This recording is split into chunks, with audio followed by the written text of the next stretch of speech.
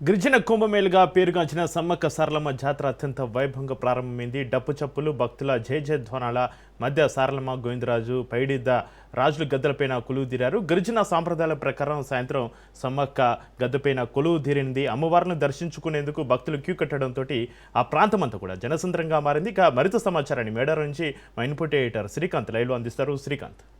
చక్రి, మేడారం మొత్తం ఒకేలా ఉంది. అంటే ఎక్కడ చూసినా కానీ జనాలే కనిపిస్తున్నారు, ఎక్కడ చూసినా కానీ సమ్మక్క సారలమ్మ నినాదాలే కనిపిస్తున్నాయి. సమ్మక్క సారలమ్మ దర్శనానికి దేశం నలుమూలల నుంచి కూడా భక్తులు వస్తున్నారు. సో ఇప్పటికే ఈ జాతర నిజానికంటే తుపాకీ తూటాలతోటి ఈ జిల్లా ఎస్పీ ఘన స్వాగతం పలికారు సమ్మక్కకు. సో మనం చూడొచ్చు, మన వెనకాల ఉన్నటువంటి ఆ దారి ఏదైతే ఉందో అది చిలకల గుట్ట నుంచి సమ్మక్కను భారీ శబ్దాల మధ్య, భారీ కోలాహలంగా, భారీ బందోబస్తు మధ్యలో తీసుకొచ్చేటువంటి దారి, అది ముఖద్వారం అని చెప్పాలి. సో ఈ దారి గుండా ఆ చిలకల గుట్ట నుంచి అమ్మవారిని తీసుకొని వస్తున్నారు. ఇందాకే సమ్మక్క గుట్ట నుంచి బయలుదేరింది. మరి కాసేపట్లోనే గద్దెకు చేరుకోబోతున్నారు. ఇప్పటికే సారలమ్మ గద్దెకు చేరుకుంది. ఆ బిడ్డ చెంతకు, ఆ కొడుకుల చెంతకు చేరడానికి సమ్మక్క తల్లి ఈ గద్దెపైకి చేరబోతోంది. అంతేకాదు లక్షలాది మంది తన బిడ్డలు కోరిన కోరికలు తీర్చడానికి, వాళ్ళ మొక్కులు అందుకోవడానికి నెత్తిన ఎత్తు బంగారంతో వస్తున్నటువంటి భక్తులకు దర్శనమివ్వడానికి మేడారానికి సారలమ్మ ఇప్పటికే చేరుకున్నారు. సమ్మక్క మరి కాసేపట్లోనే చేరుకోబోతున్నారు. మనం చూడొచ్చు, కిక్కిరిసిపోయినటువంటి జనాలు తలపైన నెత్తిన బంగారంతో. నిజంగా బంగారం అంటే మనం ఈరోజు నిన్న ఇవాళ పెరుగుతున్నటువంటి రేట్ల బంగారం కాదు, ఇది గుండెల నిండా ఆ అమ్మవారికి బంగారం కంటే ఎక్కువగా కొలిచేటువంటి ఆ బెల్లాన్ని బంగారంగా కొలుస్తూ ఉంటారు భక్తులు. ఆ నెత్తిల ఎత్తు బంగారంతో, అంటే ఒక మనిషి తన అనారోగ్యంగా ఉన్నా కానీ, లేదంటే ఏదైనా కోరిక కోరుకున్నా కానీ, మాకు ఈ కోరిక నెరవేరితే ఎత్తు బంగారం సమర్పిస్తూ ఉంటారు. అంటే తన ఎత్తుగా ఉన్నటువంటి తూకం చేసి ఆ బంగారాన్ని అందులోంచి నైవేద్యంగా అమ్మవారికి సమర్పించడానికి నెత్తిన పెట్టుకొని వస్తూ ఉంటారు. జనరల్గా మనం చూడొచ్చు, అంటే తలనీలాలు సమర్పించే సాంప్రదాయం ఇక్కడ ఈ గిరిజన కొండల్లో, ఈ కోణంలో ఉంది. తలనీలాలు సమర్పిస్తారు, ఇక్కడ మొక్కులు చెల్లించుకుంటారు, ఇక్కడ ముడుపులు కడతారు, ఇక్కడ ఎత్తు బంగారం ఇస్తారు, ఆ ఎత్తు బంగారాన్ని అమ్మవారికి సమర్పిస్తారు. జనరల్గా మనం చూడొచ్చు, కేరళకి వెళ్తే అయ్యప్ప స్వామి నెత్తిన ఇరుముడి ఎట్లాంటి ప్రత్యేకత ఉంటుందో, 40 రోజుల దీక్ష తర్వాత ఇరుముడి నెత్తిన పెట్టుకొని ఆ కొండకి ఎట్లా చేరుకుంటారో అట్లా ఈ అడవిలోంచి, కొండ కోణంలోంచి వాగులు దాటుకుంటూ జంపన్న వాగులో స్నానం ఆచరించి అమ్మవారికి ఆ నెత్తిన బంగారంతో ఆ మొక్కులు సమర్పించడానికి వస్తూ ఉంటారు భక్తులంతా కూడా. ఆ నైవేద్యాన్ని ఇక్కడ సమర్పించి అందులోంచి ఒక్క ముక్క మాత్రం తీసుకెళ్తారు ప్రసాదంగా. సో ఆ ప్రసాదాన్ని ఊర్లోకి వెళ్ళి, గ్రామాల్లోకి వెళ్ళి సమ్మక్క సారక్క పలారం ఊళ్ళో అని చెప్పేసి ఆ బంగారాన్ని పంచుతూ ఉంటారు. నిజానికి ఇది ఇంటింటికి తిరిగి ఇవ్వాల్సినటువంటి అవసరం లేదు. ఆ వాడ మీద నిల్చొని సమ్మక్క సారక్క బంగారం ఊళ్ళో అని అరిస్తే ఎక్కడెక్కడో ఉన్నోళ్ళు సైతం అక్కడికి వచ్చి బంగారాన్ని తీసుకుంటారు, కళ్ళకద్దుకుంటారు. ఆ కుడుకను, ఆ కొబ్బరి ముక్కను, ఆ బెల్లాన్ని ప్రసాదంగా తీసుకొని కళ్ళకద్దుకొని వాళ్ళు నైవేద్యంగా తీసుకునేటువంటి చరిత్ర ఈ మేడారంకుంది. ఈ రోజంటే రోడ్లు కొంత డెవలప్ అయినాయి కానీ ఒకప్పుడు, అంటే కొన్ని వందల సంవత్సరాల క్రితమే ఇక్కడికి రోడ్లు లేనటువంటి టైంలోనే బండ్ల బాట నుంచి, కాలి నడకలోంచి నెత్తిన బంగారాన్ని మోసుకుంటూ, అంతే ఆ నెత్తిన బెల్లాన్ని పెట్టుకొని ఎడ్ల బండ్లు కట్టుకొని కాలినడక నడుస్తూ ఎన్నో రోజులు వ్యయ ప్రయాసాల కోర్చి ఈ మేడారం చేరుకుంటారు. ఇక్కడటువంటి గద్దెలను దర్శించుకుంటారు. ఇక్కడ గద్దె అంటే కేవలం గద్దె మాత్రమే కాదు, గుండె నిండా స్మరించుకునేటువంటి ఆ అమ్మవారి రూపం. ఆ రూపం ఎట్లా ఉంటుందో ఎవరికీ తెలియదు. కేవలం మనసులో కోరుకున్నటువంటి ఆ రూపాన్నే ఈరోజు ఫోటోలో మనం చూస్తున్నటువంటి రూపం.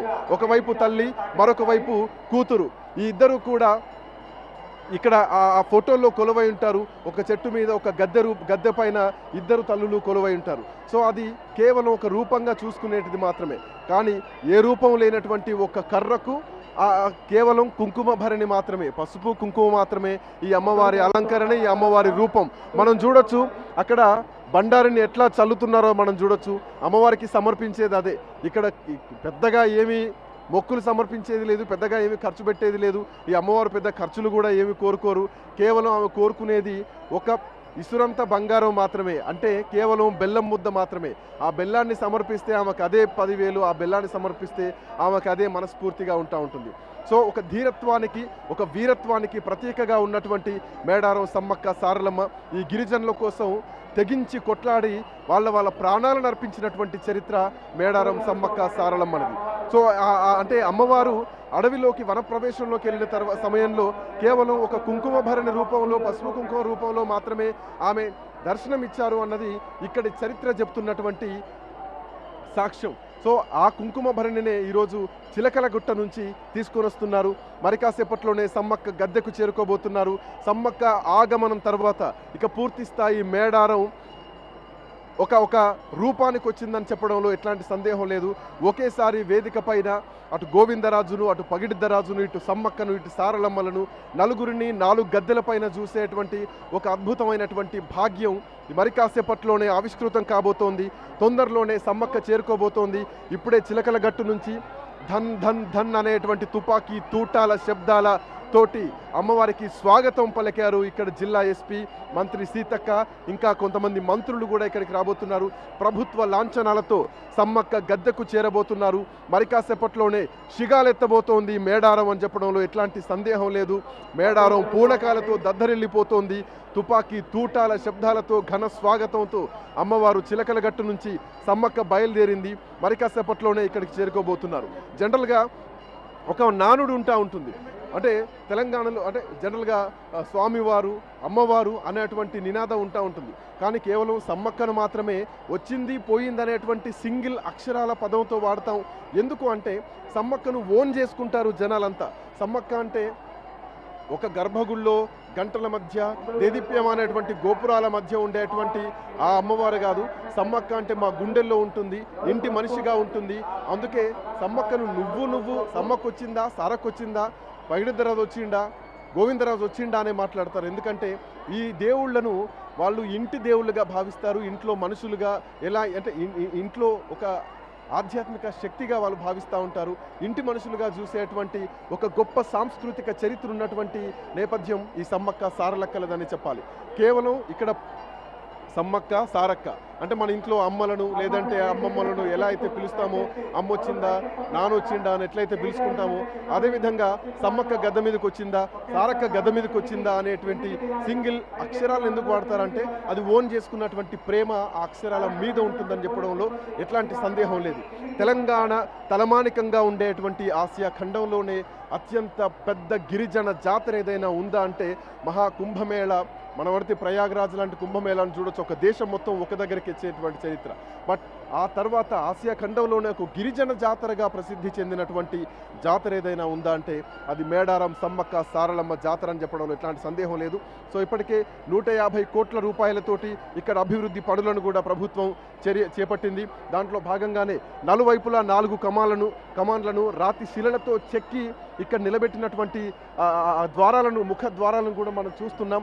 ఆ ద్వారాల పైన అంటే ఆనాటి గిరిజన జాతికి, గిరిజన తెగకు, ఆనాటి గిరిజన సంస్కృతి సాంప్రదాయాలకు సంబంధించినటువంటి చారిత్రక చిహ్నాలన్నిటిని కూడా వందలాదిగా సేకరించి ఎక్కడా కానీ ఏది మిస్ అవ్వకుండా తప్పకుండా ఆ చరిత్రను ఈ శిలా శాసనాలపైన లిఖించారు అని చెప్పడంలో ఎట్లాంటి సందేహం లేదు. ఈ గద్దెల వైశాల్యం కూడా పెంచారు. గతంలో ఉన్నటువంటి ఇరుకిరుకు కంటే కూడా ఈసారి భక్తులు స్వేచ్ఛగా వచ్చి తమ మొక్కులు అప్పజెప్పుకుంటున్నారు మేడారం సమ్మక్క సారలమ్మ జాతరలో. సో మరి కాసేపట్లోనే సమ్మక్క ఆగమనం జరగబోతోంది. మరి కొద్దిసేపట్లోనే ఇందాకే చిలకల గట్టు నుంచి సమ్మక్క బయలుదేరింది. మరి కొద్దిసేపట్లోనే సమ్మక్క గద్దెపైకి చేరుకోబోతోంది. మేడారం నుంచి రాజ్ న్యూస్ ఎప్పటికప్పుడు క్షణక్షణం లైవ్ అప్డేట్స్ అందిస్తూనే ఉంది. కెమెరామెన్ బాలుతో శ్రీకాంత్, రాజ్ న్యూస్, మేడారం జాతర నుంచి. శ్రీకాంత్.